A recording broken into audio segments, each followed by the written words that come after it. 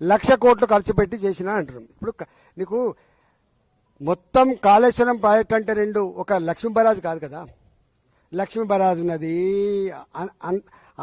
అంత అన్నారం ఉన్నది, సుందిల్ల ఉన్నది, మిడిమానేరు ఉన్నది, ఒక అనంత సాగర్ ఉన్నది, ఒక రంగనాయక సాగర్ ఉన్నది, ఆ పైన మల్లన్న సాగర్ ఉన్నది, ఆ పైన కొండపోచమ్మ సాగర్ ఉన్నది, అక్కడి నుంచి బస్వాపురం ఉన్నది. గిన్నున్నాయి బాబు, వందల కిలోమీటర్ల కాలువలు ఉన్నాయి. ఏమర్థం చేసుకుంటారు మీరు?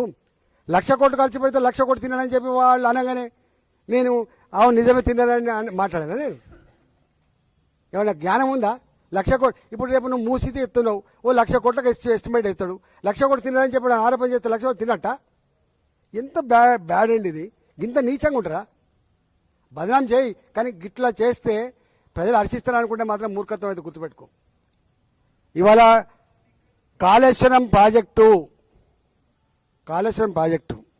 కొన్ని వందల టీఎంసీల రిజర్వాయర్లు, కొన్ని వందల కిలోమీటర్ల పైప్ లైన్లు, కొన్ని వందల కిలోమీటర్ల కాల్వలు, పదుల సంఖ్యలో టన్నల్స్, మోటార్లు, పంపులు, కొన్ని పెద్ద పెద్ద టవర్లు, ఎలక్ట్రిసిటీ టవర్లు, పెద్ద పెద్ద లైన్లు అనేకం ఉన్నాయి కదా.